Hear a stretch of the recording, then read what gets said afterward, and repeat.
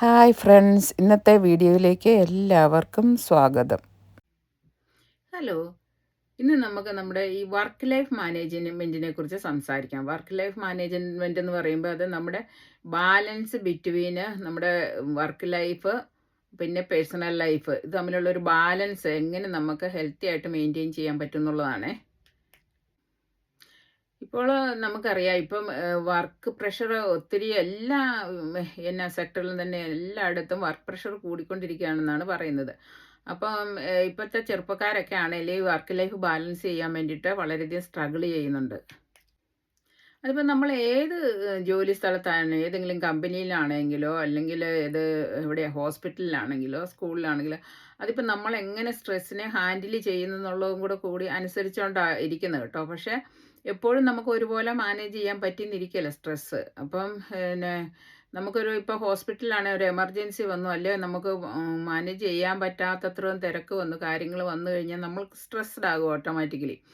പിന്നെ കുറേയൊക്കെ അതിൻ്റെ ഒരു കാര്യം എന്ന് വെച്ചാൽ നമ്മളെങ്ങനെ ടൈം മാനേജ്മെൻറ്റ് ചെയ്യുന്നു എന്നുള്ളതാണ്. നമ്മുടെ ടൈം മാനേജ്മെൻറ്റ് അതിൻ്റെ വളരെ ഇമ്പോർട്ടൻ്റ് ആയിട്ടുള്ള ഒരു കാര്യമാണ്. അപ്പം നമ്മൾ പ്രയോറിറ്റി അനുസരിച്ച് നമുക്ക് ഏറ്റവും ആദ്യം ചെയ്യേണ്ട കാര്യം ഏറ്റവും ആദ്യം തീർക്കുക. പിന്നെ അത്രയും അത്യാവശ്യമില്ലാത്ത കാര്യങ്ങൾ നമ്മൾ പയ്യെ ലേറ്റർ ചെയ്യാന്നുള്ള രീതിയിലേക്ക് മാറ്റി വെച്ച് നമ്മൾ മാനേജ് ചെയ്യാൻ ശ്രമിക്കണം. ഇതാണ് അതിൻ്റെ മെയിൻ ഒരു കാര്യം. പക്ഷെ ഇപ്പം എവിടെ ഏത് രാജ്യത്തായാലും അത് ഇന്ത്യയിലാണേലും വിദേശങ്ങളിലാണേലും എവിടെയാണേലും ജോലി സ്ഥലത്ത് കൂടുതലും ആൾക്കാർക്ക് നല്ല സ്ട്രെസ് അനുഭവപ്പെടുന്നുണ്ട്. അതിപ്പം ചില ദിവസങ്ങളിൽ ഭയങ്കര സ്ട്രെസ്സായിരിക്കും, ചില ദിവസങ്ങളിൽ സ്ട്രെസ്സ് കുറവായിരിക്കും, അങ്ങനെയൊക്കെ ഉണ്ട്. ഇപ്പം ഇപ്പം ഈ വിഷയത്തെക്കുറിച്ച് സംസാരിക്കാൻ കാരണം എന്താണെന്ന് വെച്ചാൽ നമ്മൾ കേട്ടല്ലോ, ഒരു ചെറുപ്പക്കാരി ഒരു പെങ്കൊച്ച്, ഒരു 26 വയസ്സേ ഉള്ളൂ ആ കൊച്ചിന്. CA കാരി കൊച്ചായിരുന്നു. അത് പഠിച്ചിറങ്ങിയിട്ട് 6 മാസമോ അങ്ങനെ എങ്ങാണ്ടായുള്ളൂ, കുറച്ച് നാളെ ആയിട്ടുള്ളൂ. ഒരു കമ്പനിയിൽ, ഒരു പ്രശസ്തമായ ഒരു കമ്പനിയിൽ കയറിയിട്ട് കൊച്ചിന് അവിടുത്തെ സ്ട്രെസ്സ് കോപ്പ് ചെയ്യാൻ പറ്റിയില്ല. അതായത് അതിപ്പം കൊച്ചിൻ്റെ തന്നെ കുഴപ്പമാണെന്ന് പറയാൻ പറ്റിയില്ല. കാരണം പുതിയതായിട്ടൊക്കെ ഒരു കമ്പനിയിൽ കയറി കഴിയുമ്പം അവർക്ക് ഇച്ചിരി വോയിസ് കുറവാണല്ലോ, ഇപ്പോൾ ഒരു പേടിയുണ്ട്. ഇപ്പോൾ നമ്മൾ നല്ലപോലെ പെർഫോം ചെയ്തില്ലെങ്കിൽ നമുക്ക് ഒരു നല്ല ഇമ്പ്രഷൻ കിട്ടത്തില്ല. പിന്നെ കുട്ടികൾക്കൊക്കെ കാണുമല്ലോ, നമ്മൾ സ്മാർട്ടായിട്ട് നമ്മൾ നല്ല കാര്യങ്ങൾ ചെയ്യുന്നു എന്നുള്ളത് കാണിക്കണം എന്നൊക്കെ പറഞ്ഞാലും ഈ കൊച്ചിന് രാവിലെ തുടങ്ങിയിട്ട് രാത്രി 12 മണി വരെയൊക്കെ ജോലി ചെയ്തിട്ട് പിന്നെയും വീട്ടിൽ പോയിട്ട് തിരിച്ച് ഭക്ഷണവും ഊണും ഉറക്കവും ഒന്നുമില്ലാതെ അവരുടെ പ്രാഥമിക ആവശ്യങ്ങൾ പോലും നിറവേറ്റാനുള്ള സമയം ഇതിൻ്റെ ഇടയ്ക്ക് എങ്ങനെ കിട്ടും എന്നുള്ള അറിയത്തില്ല. അങ്ങനെയുള്ള രീതിയിൽ ജോലിക്ക് പോകേണ്ട വന്നെന്നാണ് പറയുന്നത്. അപ്പോൾ കൊച്ചിൻ്റെ കൂട്ടുകാരോടൊക്കെ ഇതിനെക്കുറിച്ചൊക്കെ ഒത്തിരിയും പറഞ്ഞിട്ടുണ്ടായിരുന്നു താനും. അപ്പോൾ ഈ ജോലി ഇവിടെ നിന്ന് മാറാനുള്ള പ്ലാനൊക്കെ കൊച്ച് എടുക്കുന്നുണ്ടായിരുന്നു. എന്തായാലും ഇതിൻ്റെ ഇടയ്ക്ക് ആ കൊച്ചിന് ഈ സ്ട്രെസ്സ് കാരണമാണെന്ന് പറയപ്പെടുന്നു. അതിന് ഹാർട്ട് അറ്റാക്ക് വന്ന് മരിച്ചുപോയി. അത് വളരെയധികം നമുക്ക് സങ്കല്പിക്കാൻ പറ്റാത്ത ഒരു കാര്യമാണല്ലേ, ഇത്രയും ചെറുപ്പത്തിലുള്ളൊരു കൊച്ച് ഇങ്ങനെ വർക്ക് ലൈഫിൻ്റെ പ്രഷർ മൂലം മരിക്കുക എന്ന് പറഞ്ഞാൽ. അപ്പം നമുക്ക് ചെറുപ്പക്കാരാണേലും ആരാണെങ്കിലും നമുക്കിപ്പോൾ ഒരു ജോലി സ്ഥലത്തെ സ്ട്രെസ്സ് മാനേജ് ചെയ്യാൻ പറ്റുന്നില്ലെങ്കിൽ നമ്മൾ ആ ജോലി കണ്ടിന്യൂ ചെയ്യണോ വേണ്ടയോ എന്നുള്ളത് നമ്മൾ ചിന്തിക്കണം. എന്നിട്ട് നമുക്ക് ഒട്ടും പറ്റില്ലെന്ന് വെച്ചാൽ നമ്മൾ സൂൺ ആസ് പോസിബിൾ നമ്മൾ പിന്നെ ആട്ടെ എങ്ങനെ നോക്കാം, മാനേജ് ചെയ്യാമെന്ന് നീട്ടിക്കൊണ്ട് പോകാതെ നമ്മൾ വേറൊരു ജോബ് ഇപ്പം നോക്കുന്നതായിരിക്കും ഏറ്റവും നല്ലത്. അവിടെ തന്നെ നിന്ന് ഇപ്പം നമ്മുടെ കൂടെ വർക്ക് ചെയ്യുന്നവർ, നമ്മുടെ മാനേജർ, സുപ്പീരിയേഴ്സൊക്കെ നല്ലതല്ലെങ്കിൽ അതും നമുക്ക് പ്രഷർ തരും. നമ്മളോട് സഹകരിക്കാത്തവരൊക്കെ ആണെങ്കിൽ ഒരു നല്ല വർക്കിംഗ് അന്തരീക്ഷമില്ല, അത് ഭയങ്കരമായിട്ട് സ്ട്രെസ്സ് തരുന്നൊരു കാര്യമാണ്. ഇപ്പം നമ്മൾ ഡ്യൂട്ടിക്ക് പോകുമ്പോൾ നമ്മുടെ കൂടെ ഒരു നല്ല ഗുഡ് ടീമുണ്ട്, ഒരു ഫ്രണ്ട്ലി ആയിട്ടുള്ള ടീമുണ്ടെങ്കിൽ അത് തന്നെ നമുക്ക് മാനസികമായിട്ടൊരു ഒരു ഒരു സപ്പോർട്ടുള്ള രീതിയിലുള്ള ഒരു അന്തരീക്ഷമാണ്. അപ്പം നമുക്ക് സ്വയമേ ഒരു കോൺഫിഡൻസും ഒരു നല്ലൊരു സന്തോഷവും മനസ്സിന് വരും. അപ്പം നമുക്ക് ജോലികളൊക്കെ കുറച്ചുകൂടി ഈസി ആയിട്ടും കോൺഫിഡൻ്റ് ആയിട്ടും ചെയ്യാനും പറ്റും. ഇപ്പോൾ ഈ മാനേജർമാരൊക്കെ ഇപ്പം ഈ കുട്ടിയുടെ മാനേജർ, അതായത് മുകളിൽ നിന്നുള്ള പ്രഷറാണ് കുട്ടിക്ക് ധാരാളം ഇങ്ങനെ വർക്ക് ലോഡ് കൊടുത്തുകൊണ്ടിരുന്നു. അപ്പം നമ്മൾ ഇപ്പം ഇങ്ങനെ വർക്ക് ലോഡ് ധാരാളം നമുക്ക് ഉള്ളതിൽ ചെയ്യാൻ പറ്റുന്നതിലും വളരെയധികം കൂടുതൽ വർക്ക് ലോഡ് വരുമ്പോൾ നമ്മൾ അവരോട് പറയണം ഇത് ശരിയല്ല. അല്ലെങ്കിൽ അതിലും മുകളിൽ നമുക്ക് എവിടെയാണോ ആരോടാണോ അപ്രോച്ചബിൾ ആയിട്ടുള്ളത് അവരോട് പറയണം ഇത് ഇങ്ങനെ ചെയ്യാൻ പറ്റത്തില്ല. ഇത് എനിക്ക് ഇത്രയും പരിമിതികളുണ്ട്. ഇതെല്ലാം നമുക്ക് ചെയ്യേണ്ട നമ്മുടെ തന്നെ ജോലി ആയിരിക്കത്തില്ല. മറ്റുള്ളവരുടെ ജോലി ഇപ്പോൾ സീനിയേഴ്സിൻ്റെ ആണേലും ഇപ്പം ജൂനിയർ ഒരു കുട്ടി അപ്പോൾ അവർ പറഞ്ഞാൽ ഇങ്ങനെ എതിര് പറയത്തില്ല, ചെയ്തോളും. അങ്ങനെയൊക്കെ ഉള്ള ഒരു ഒരു സ്വഭാവമുള്ളൊരു കുട്ടിയാണ് തോന്നിക്കഴിഞ്ഞാൽ അവളുണ്ടല്ലോ, അങ്ങനെയുള്ള ഒത്തിരി പേരുണ്ട്. അവരുടെ ജോലിയും കൂടെ ചെറിയ ചെറിയ കാര്യങ്ങളായിരിക്കും. പല കാര്യങ്ങളല്ലേ മറ്റു പലർ ചെയ്യാൻ വിട്ടുപോയ കാര്യങ്ങൾ ഇതെല്ലാം ഇങ്ങനെ ഏൽപ്പിച്ചു കൊടുക്കും. ഇപ്പോൾ ഈ ആളുടെ കയ്യിലോട്ട്. അപ്പോൾ അവരാകുമ്പോൾ എതിരൊന്നും പറയാതെ അവർ ചെയ്തോളും എന്നുള്ള കണക്കൂട്ടിൽ അങ്ങനെ ഏൽപ്പിച്ചു കൊടുക്കും. അങ്ങനെ അങ്ങനെ നമ്മൾ നിന്ന് കൊടുക്കരുത്. നമ്മളെ ചൂഷണം ചെയ്യുന്നവർ അത് അങ്ങനെ ചൂഷണം ചെയ്യാൻ വേണ്ടിയിട്ട് നമ്മൾ നിന്ന് കൊടുക്കരുത്. അത് കുട്ടികളാണേലും മുതിർന്നവരാണേലും എല്ലാവരും അത് ഇപ്പോൾ ഒരു സ്ഥാപനത്തിൽ ആദ്യമേ ഒരു ബിഗിനേഴ്സൊക്കെ ആണെങ്കിൽ അവർക്ക് ഒത്തിരി ഇങ്ങനെയുള്ള വഴങ്ങി കൊടുക്കുന്ന ഒരു രീതിയിലേക്ക് അവർ വരും. എന്തെങ്കിലും ആട്ടെ എങ്ങനെയും പിടിച്ചു നിന്ന് പോകാമെന്ന് നോക്കാമെന്നുള്ള രീതിയിൽ. പക്ഷേ അതിങ്ങനെ നമുക്ക് ശരീരത്തിനും കൂടെ ദോഷകരമായിട്ട് വരുമ്പോഴത്തേനും നമ്മളത് അത് സ്റ്റോപ്പ് ചെയ്യണം. ഒന്നെങ്കിൽ നമുക്കിത് തിരുത്താൻ പറ്റുമോ എന്നുള്ളത് നമ്മൾ നോക്കണം. അവരോടൊക്കെ പറഞ്ഞ് ഇതിലെന്തെങ്കിലും മാറ്റം വരുത്താൻ പറ്റുമോ എന്നുള്ളത് നോക്കണം. അത് പറ്റത്തില്ലെങ്കിൽ ആ ജോലി അങ്ങ് വേണ്ടെന്ന് വെക്കുക, പിന്നെ വേറൊരു ജോലിക്ക് നോക്കുക. ഇതാ ചെയ്യേണ്ടത്. നമ്മുടെ ലൈഫ് വെറുതെ റിസ്കിലാക്കുന്നതിലും നല്ലതല്ലേ. ലൈഫ് ബാലൻസ് എന്ന് പറഞ്ഞാൽ നമുക്ക് വളരെ അത്യാവശ്യമാണ്. എന്താണെന്ന് വെച്ചാൽ നമുക്ക് ഈ പ്രഷറുടെ ഈ സ്ട്രെസ്സും എല്ലാം ആ ഒരു പീരീഡ്, അതായത് നമ്മുടെ ആ ജോലി അവേഴ്സ് ഉണ്ടല്ലോ, ആ അവേഴ്സ് കഴിഞ്ഞ് കഴിയുമ്പോൾ ഇത് നമ്മുടെ ജോലി സ്ഥലത്തെ കാര്യങ്ങൾ ജോലി സ്ഥലത്തിട്ടിട്ട് നമ്മൾ അവിടെ നിന്ന് ഇറങ്ങുമ്പോൾ ആ കാര്യത്തെക്കുറിച്ച് പിന്നെ വേറെ ചെയ്യാൻ നിൽക്കരുത്.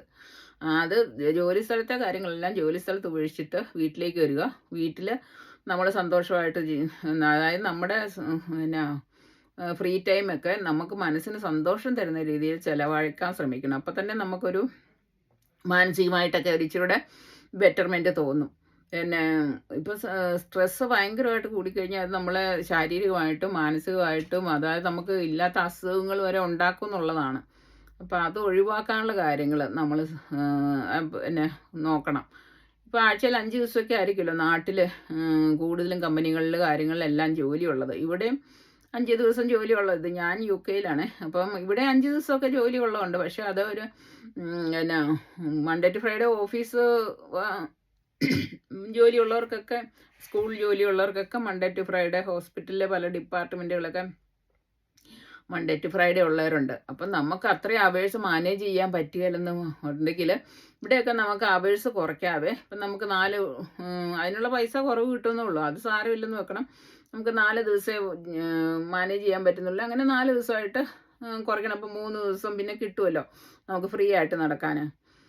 അപ്പോൾ ഇങ്ങനെ ഒരു തരത്തിലും നമുക്ക് സ്ട്രെസ്സ് മാനേജ് ചെയ്യാൻ പറ്റുന്നില്ല എന്നുണ്ടെങ്കിൽ നമ്മൾ കൗൺസിലിങ്ങിന് പോവുകയോ അല്ലെങ്കിൽ ഒരു ഡോക്ടേഴ്സിനെ കൺസൾട്ട് ചെയ്യുകയോ അതിനുള്ള ഇപ്പം ഈ സ്ട്രെസ്സൊക്കെ മാനേജ് ചെയ്യാൻ വേണ്ടിയിട്ടുള്ള മെഡിക്കേഷൻസൊക്കെ ഉണ്ട് കേട്ടോ. അതൊന്നും കഴിച്ച് നോർത്തുകൊണ്ടൊന്നും നമുക്കൊന്നും മാരകമായ കുഴപ്പങ്ങളൊന്നും വരികയില്ല. ഇപ്പം അത് കഴിച്ച് നമ്മുടെ സ്ട്രെസ്സ് അതൊരു ലാസ്റ്റ് റിസോർട്ടാണ്. നമുക്ക് ഒരു കാര്യത്തിലും പറ്റുന്നില്ലെങ്കിൽ നമ്മൾ അതിനുള്ള മരുന്ന് എടുത്ത് അത് നമ്മുടെ സ്ട്രെസ്സ് കുറച്ച് മാനേജ് ചെയ്ത് പോകാൻ ശ്രമിക്കുക വേണ്ടത്. അല്ലാതെ നമ്മൾ സ്ട്രെസ്സ് വെച്ച് ഇങ്ങനെ മുന്നോട്ട് പോകും തോറും നമുക്ക് കൂടുതലായിട്ട് അസുഖങ്ങളുണ്ടായി, ഫിസിക്കലായിട്ടുള്ള ശാരീരികമായിട്ടുള്ള അസുഖങ്ങൾ ഉണ്ടായിക്കൊണ്ടിരിക്കും. എന്നിട്ട് നമ്മളിങ്ങനെ വറി ആയിക്കൊണ്ടിരിക്കും. ഡിപ്രഷൻ ഉണ്ടാകാം, ഹാർട്ട് പ്രോബ്ലം ഉണ്ടാകാം, അങ്ങനെ സൈക്കോളജിക്കൽ പ്രോബ്ലം ഉണ്ടാകും ഒത്തിരി. അങ്ങനെയൊക്കെ ഉള്ള പ്രശ്നങ്ങളുണ്ടാകും. പക്ഷേ ആരും അത് മനസ്സിലാക്കുന്നില്ല. ഇതിനെക്കുറിച്ചൊന്നും ആരും അധികം ചിന്തിക്കുന്നില്ല. ഇപ്പം ഇങ്ങനെ ഒരു ഇൻസിഡൻറ്റ് വന്നുകൊണ്ടാണല്ലോ ഇപ്പോൾ എല്ലാവരും ഇതിനെക്കുറിച്ച് ചിന്തിക്കുന്നത്. പിന്നെ ഈ സ്ട്രെസ് മാനേജ്മെൻ്റ് എന്ന് പറയുന്നതുണ്ടല്ലോ, അത് ഓരോ പേഴ്സൺ ടു പേഴ്സൺ ഡിഫറെൻ്റ് ആണ്. ചിലർക്ക് കൂടുതലായിട്ട് സ്ട്രെസ് ഹാൻഡിൽ ചെയ്യാൻ പറ്റുമായിരിക്കും, ചിലർക്ക് അത്ര സ്ട്രെസ് ഹാൻഡിൽ ചെയ്യാൻ പറ്റത്തില്ല. പെട്ടെന്ന് സ്ട്രെസ് ആകുന്നവരുണ്ട്. അപ്പോൾ അവരൊക്കെ ഇപ്പോൾ ഒരാൾ ചെയ്യുന്നത് കണ്ടുകൊണ്ട് അത് തന്നെ അത്രയും അവരുടെ മുന്നേ കയറാൻ വേണ്ടിയിട്ട് അങ്ങനെ ഒരു കോമ്പറ്റീറ്റീവ് ആയിട്ടുള്ള ഒരു ഇത് നടക്കുന്നുണ്ട് ചില വർക്ക് പ്ലേസിലൊക്കെ. അപ്പോൾ അങ്ങനെയുള്ള കാര്യങ്ങൾക്കൊന്നും പോകരുത് അല്ലേ.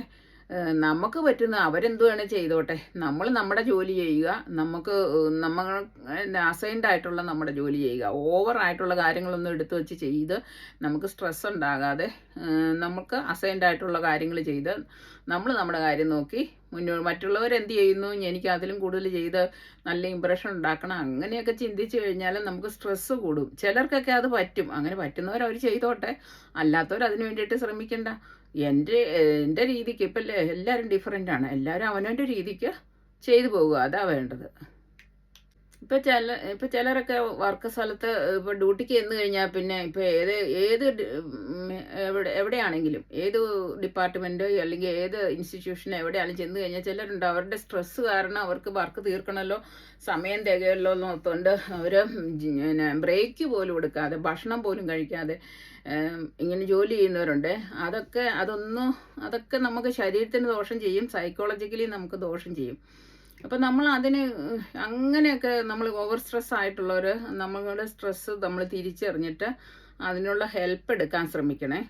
അപ്പം കുറേയും കൂടെയൊക്കെ നമുക്ക് ഓരോ ഇത് വെച്ചിട്ടുള്ള സപ്പോർട്ടും കാര്യങ്ങളും എടുത്തു കഴിഞ്ഞാൽ കുറേയും കൂടെയൊക്കെ നമുക്ക് ഇതെങ്ങനെ മാനേജ് ചെയ്യണമെന്നുള്ളത് മനസ്സിലാക്കാൻ പറ്റും. എന്താ കൗൺസിലിങ്ങോ കാര്യങ്ങളോ അങ്ങനെ ഉള്ള കാര്യങ്ങളൊന്നും പോകുന്നതുകൊണ്ട് അതൊരു മോശം കാര്യമാണെന്നൊന്നും ചിന്തിക്കരുത് ആരും. അപ്പം നമ്മുടെ ലൈഫ് എങ്ങനെ മെച്ചപ്പെട്ട രീതിയിൽ എങ്ങനെ സ്ട്രെസ് ഒഴിവാക്കി നമുക്ക് ഹാപ്പി ആയിട്ട് എങ്ങനെ മുന്നോട്ട് കൊണ്ടുപോകാമെന്നുള്ളത് വേണം നമ്മൾ ചിന്തിക്കാൻ. ഇപ്പം നമ്മളൊരു പുതിയ സ്ഥലത്ത് കയറുമ്പോൾ നമുക്ക് ആദ്യമൊക്കെ ചെല്ലുമ്പോൾ ഒരു ഇച്ചിരി നെർവസ്നെസ് സ്ട്രെസ്സൊക്കെ കാണും. പക്ഷേ നമ്മൾ കുറച്ച് ദിവസം കഴിയുമ്പോൾ അതുമായിട്ട് നമുക്ക് അഡ്ജസ്റ്റ് ചെയ്ത് നല്ലൊരു ജോലി അന്തരീക്ഷം, വർക്ക് അന്തരീക്ഷം നമുക്ക് സ്ഥാപിക്കാൻ പറ്റിയില്ലെങ്കിൽ കണ്ടിന്യൂസ് ആയിട്ട് പ്രഷർ അവിടെ നിന്ന് കിട്ടുന്നത്, അല്ലെങ്കിൽ നമ്മുടെ കൊളീഗ്സുമായിട്ട് നമുക്ക് നല്ല രീതിയിൽ ഇത് മുന്നോട്ട് പോകാൻ പറ്റുന്നില്ല, അല്ലെങ്കിൽ നമ്മുടെ മാനേജറുമായിട്ടോ നമ്മുടെ അധികാരികളൊക്കെ ആയിട്ട് നല്ല രീതിയിൽ മുന്നോട്ട് പോകാൻ പറ്റുകയില്ലെങ്കിൽ നമ്മൾ കുറച്ചൊക്കെ ശ്രമിച്ചിട്ടും സാധിക്കുന്നില്ലെങ്കിൽ ആ വർക്ക് പ്ലേസ് മാറി അടുത്ത വർക്ക് പ്ലേസ് നമുക്ക് എവിടെയായാലും വേറൊരിടത്ത് ശ്രമിച്ചാലും കുറച്ചാൾ ശ്രമിച്ചാലും നമുക്ക് കിട്ടാതിരിക്കത്തില്ല, കിട്ടും. നമ്മൾ നിരന്തരം ശ്രമിച്ചുകൊണ്ടിരുന്നാൽ മതി. അപ്പം അങ്ങനെ നമ്മൾ അങ്ങനെയുള്ള കാര്യങ്ങൾ ചെയ്യണം. ഇനി അഥവാ ഇപ്പോൾ ഒട്ടും മാനേജ് ചെയ്യാൻ പറ്റുന്നില്ലെങ്കിൽ ഒരു കുറച്ച് നാൾ കരിയർ ബ്രേക്ക് എടുത്താലും കുഴപ്പമൊന്നുമില്ലല്ലേ. കരിയർ ബ്രേക്ക് എടുത്ത് വീട്ടിൽ ഇരുന്നിട്ട് അതുപോലെ ഇപ്പം ഒട്ടും പൈസയ്ക്ക് ബുദ്ധിമുട്ടും കാര്യങ്ങളുമായിട്ട് മാനേജ് ചെയ്യാൻ പറ്റില്ലാത്തവർക്ക് മാത്രമേ അങ്ങനെ ഒരു ബുദ്ധിമുട്ട് വരും കരിയർ ബ്രേക്ക്. പക്ഷേ സ്റ്റാർട്ടിങ്ങിലൊക്കെ ഈ ജോലിക്ക് കയറുന്ന പിള്ളേർക്കൊക്കെ ഉണ്ടല്ലോ, ഇപ്പോൾ ഈ ഇങ്ങനെയുള്ള അക്കൗണ്ട്സിലും കാര്യങ്ങളൊക്കെ കയറുന്നവർക്ക് ഇപ്പോൾ അന്നേരം അവർ ഇപ്പോൾ പേരൻസിൻ്റെയൊക്കെ സപ്പോർട്ടുള്ള സമയമായിരിക്കുമല്ലോ. അപ്പോൾ ആ സമയത്ത് നമ്മൾ ഇപ്പോൾ പറ്റുന്നില്ലെന്നുണ്ടെങ്കിൽ നമ്മളൊരു കരിയർ ബ്രേക്ക് എടുക്കുമോ, എന്നിട്ട് പിന്നെ സാവകാശം വേറൊരു കമ്പനി മാറി വേറൊരിടത്ത് കയറി അങ്ങനെ നമ്മൾ സ്ലോലി അതിനകത്തേക്ക് ഇപ്പം നമ്മൾ ചിലപ്പോൾ ആ വർക്ക് അന്തരീക്ഷം, അതായത് പിന്നെ എൻവയോൺമെൻറ്റ് മാറിയാൽ തന്നെ നമുക്ക് പിന്നെ ഒരു നല്ല അന്തരീക്ഷത്തിലോട്ട് പോകും. ഇപ്പം വേറെ നമ്മുടെ കൂടെയുള്ള കോവർക്കേഴ്സൊക്കെ നല്ല രീതിയിൽ നമ്മളോട് പെരുമാറുന്നതൊക്കെ ആണെങ്കിൽ തന്നെ നമുക്ക് ഒത്തിരി സ്ട്രെസ്സ് മാറി നമുക്കൊരു നല്ല സന്തോഷകരമായ അന്തരീക്ഷത്തിൽ ജോലി ചെയ്യാൻ പറ്റും. അപ്പം നമ്മൾ ഒരിടത്ത് തന്നെ ഇങ്ങനെ പിടിച്ചു നിൽക്കാൻ ശ്രമിക്കരുത്. നമ്മൾ വർക്ക് പ്ലേസ് മാറി അങ്ങനെ ഒന്ന് നോക്കാനായിട്ട് ശ്രമിക്കണം. ഞാനൊക്കെ അങ്ങനെയായിരുന്നു. എനിക്കിപ്പോൾ ഒരിടത്ത് ജോലി കയറിയാൽ പിന്നെ അവിടെ നിന്ന് മാറി വേറൊരിടത്തോട്ട് പോകാൻ മടിയാണേ. ഇവിടെ ഒന്ന് പരിചയപ്പെട്ട് എല്ലാം ആയിട്ട് വന്നതല്ലേ ഉള്ളൂ, ഇവിടെ നിൽക്കാൻ നിർത്തും. പക്ഷേ വർഷങ്ങൾ കഴിഞ്ഞ് എനിക്കും മാറേണ്ട വന്നു വർക്ക് പ്ലേസ്. മാറിക്കഴിഞ്ഞപ്പോഴാണ് ഞാൻ ഓർത്തത് ഇത് ഞാൻ നേരത്തെ ചെയ്യേണ്ടതായിരുന്നു. കാരണം നമുക്ക് അതിലും ബെറ്റർ ആയിട്ടുള്ള വർക്ക് ചെയ്യാനുള്ള ഒരു അന്തരീക്ഷം നമ്മുടെ കൂടെ ജോലി ചെയ്യുന്നവർ നമുക്ക് കൂടുതലായിട്ട് മാനസികമായിട്ട് ഇഷ്ടം തോന്നുന്നവർ അങ്ങനെയൊക്കെ ഉള്ളപ്പോൾ നമുക്ക് ഇച്ചിരൂടെ ഒരു സന്തോഷം തോന്നും ജോലിയിൽ. അപ്പോൾ ഇങ്ങനെയൊക്കെയാണ്, ഇതൊക്കെയായി എനിക്ക് ഞാൻ ആലോചിച്ചിട്ട് പറയാൻ പറ്റുന്നത്. ഇതൊക്കെ ആർക്കെങ്കിലും ഉപകാരപ്രദമാകട്ടെ എന്നോർത്തുകൊണ്ടാണ് ഞാനിതൊക്കെ പറയുന്നത് കേട്ടോ. ഇപ്പോൾ കൂടുതലായിട്ടും ഇപ്പം ന്യൂ ആയിട്ട് ജോലിയിൽ കയറിയൊക്കെ ബിഗിനേഴ്സിനൊക്കെ ചിലപ്പോൾ എങ്ങനെ ഇതെല്ലാം കൈകാര്യം ചെയ്യണമെന്നുള്ളൂ വളരെ ബുദ്ധിമുട്ടായിരിക്കും. കൂടുതൽ ആൾക്കാർക്ക് ഇപ്പോൾ എവിടെയെങ്കിലും ഒന്ന് കയറി കഴിഞ്ഞ് ഒന്ന് സെറ്റിലായി എന്നാൽ ഇവിടെ തന്നെ അങ്ങ് കണ്ടിന്യൂ ചെയ്തേക്കാം, ഇനി അടുത്ത് വേറൊരിടത്ത് ചെന്ന് നമുക്ക് സ്റ്റാർട്ട് ചെയ്ത് പിന്നെ അവിടെ ഒന്ന് ഓക്കെ ആയി വരണ്ടേന്നൊക്കെ വിചാരിക്കും. പക്ഷേ അത് അങ്ങനെ നമ്മളിപ്പം ഉള്ള സ്ഥലത്ത് നമ്മൾ ഹാപ്പിയാണെങ്കിൽ കുഴപ്പമില്ല, ഇല്ലെങ്കിലും നമ്മൾ വേറൊരു പ്ലേസ് ട്രൈ ചെയ്യണം. അതിന് വേണ്ടിയിട്ട് അതിനാരും മടി കാണിക്കരുതെന്നുള്ളതാണ് എനിക്ക് പറയാനുള്ളത്. അപ്പോൾ ഇത് ആർക്കെങ്കിലുമൊക്കെ പ്രയോജനപ്പെടുകയാണെങ്കിൽ പ്രയോജനപ്പെടട്ടെ എന്ന് വിചാരിച്ചാണ് ഇത്രയൊക്കെ പറഞ്ഞത്. അപ്പോൾ ഈ വീഡിയോ ഇഷ്ടമായാൽ ലൈക്കും ഷെയറും ചെയ്ത് സബ്സ്ക്രൈബും ചെയ്യണേ. അപ്പോൾ അടുത്ത വീഡിയോയുമായി വരുന്നവരെ എല്ലാവർക്കും ബൈ.